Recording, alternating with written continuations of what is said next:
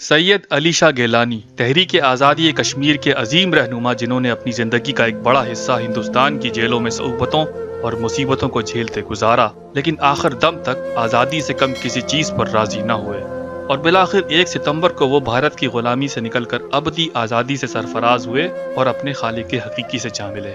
ہم سنتے آئے ہیں کہ ہر غاصب قوت اندر سے کمزور ہوتی ہے، اور پھر دیکھ بھی لیا کہ غاصب بھارتی سرکار اتنی کمزور ہے کہ ایک حنیف و نزار سید کی میت سے بھی خوفزدہ، اور اتنی خوفزدہ کہ بھارتی سنگینوں کے سائے میں سید علی گیلانی مرحوم جیسے عاشق و صادق کا جنازہ صبح کاذب کے دھندلکے میں اٹھایا گیا۔ جبر اور حبس سے لپٹے ماحول میں سوائے چند افراد کے کسی کو شریک ہونے کی اجازت نہیں دی گئی۔ ہاں، یہ مناظر دیکھے دیکھے سے لگتے ہیں۔ مصر میں بھی اخوان کے بانی حسن البنا کو جب شہید کیا گیا تھا تو ان کے جنازے میں کسی کو شریک ہونے نہیں دیا گیا تھا۔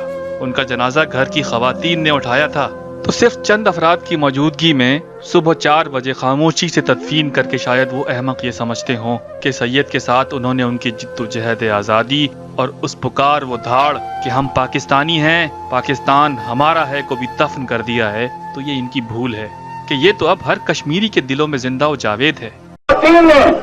پاکستان کے بچوں نے اس کو مسترد کر دیا ہے، اور ہم پاکستان کے حکمرانوں سے بھی، سیاسی قیادت سے بھی اور وہاں کے عوام سے بھی یہ مطالبہ کریں گے کہ پاکستان اسلام کے لیے حاصل کیا گیا ہے اور اس کو اسلام کے لیے ہی استعمال کیا جانا چاہیے۔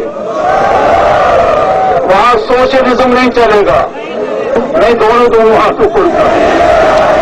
سیکولرزم نہیں چلے گا، نیشنلزم نہیں چلے گا، امریکہ کا ورلڈ آرڈر نہیں چلے گا، صوبائیت اور قومیت نہیں چلے گی، وہاں صرف اور صرف اسلام چلے گا۔ انشاءاللہ، سارے بولو انشاءاللہ، انشاءاللہ۔ اور اسلام کی نسبت سے ہی، اسلام کی نسبت سے ہی، اسلام کے تعلق سے ہی، اسلام کی محبت سے ہی ہم پاکستانی ہیں، پاکستان ہمارا ہے۔ ہم پاکستانی ہیں، پاکستان ہمارا ہے۔ ہم پاکستانی ہیں، پاکستان ہمارا ہے۔ ہم پاکستانی ہیں، پاکستان ہمارا ہے۔ ہم پاکستانی ہیں، پاکستان ہمارا ہے۔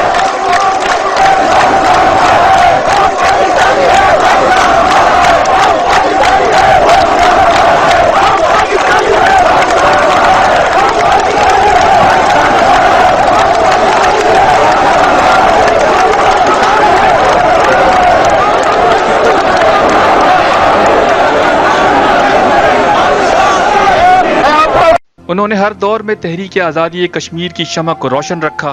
وہ ہندوستان کے زیر تسلط مقبوضہ کشمیر میں سب سے بڑے پاکستانی تھے۔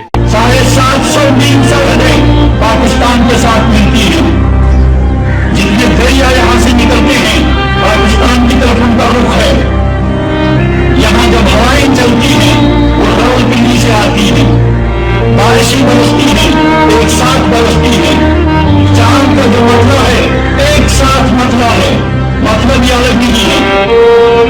یہ اتنے مضبوط رشتے یہ تاریخ کی حقیقتیں ہیں، جن حقیقتوں کی بنیاد پہ میں کہتا ہوں کہ جموں کشمیر اور نیچرل میں جب سے وہ سنبھالا ہے کبھی میں نے یہ نہیں سنا کہ دلی میں چاند دیکھنے کے بعد ہم نے عید منائی ہو یا روزہ رکھا ہو۔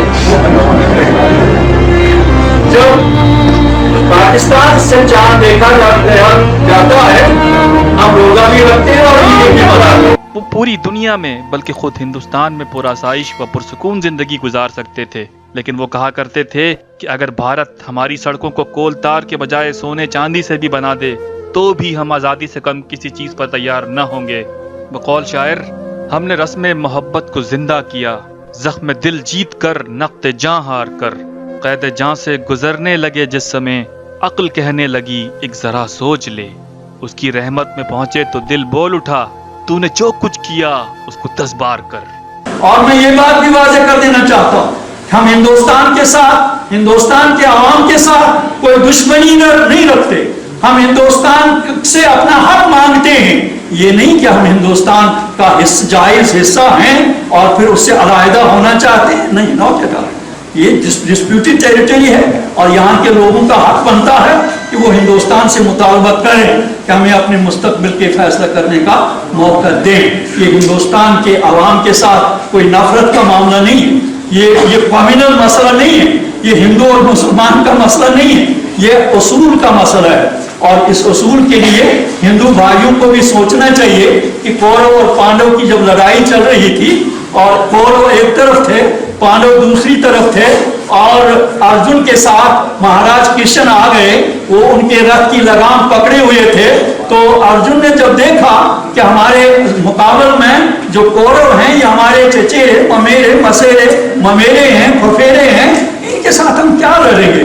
तो उन्होंने महाराज कृष्ण से कहा, महाराज ये तो हमारे अपने भाई हैं, जिस्म का हिस्सा है, हम इनके साथ क्या लड़ेंगे, इनका क्यों खून बहाएंगे। महाराज कृष्ण ने अर्जुन से कहा, देखो अर्जुन, ये उसूलों की लड़ाई है, ये कोई खून की लड़ाई नहीं, रिश्ते की लड़ाई नहीं, उसूलों की लड़ाई में फिर खूनी रिश्तों का लिहाज नहीं रखा जाता, ये उसूलों की लड़ाई है। इसलिए हिंदुस्तान के अवाम को भी समझना चाहिए कि जम्मू कश्मीर के अवाम का मुतालबा जनमन है, ये तारीखी शवाहिद पर ये मबनी है, ये किसी झूठ पर मबनी नहीं है, लेकिन ये हकीकत है और इस हकीकत को बहरहाल तस्लीम किया जाना चाहिए। आज वो बतले जलील हुर्रियत अपने रब के हुजूर पेश हो गए। यकीनन फरिश्तों ने उनका इस्तकबाल जन्नत के दरवाजे पर किया होगा, लेकिन कश्मीर में उनकी रहलत से पैदा होने वाला खला शायद कभी पूरा ना हो सके।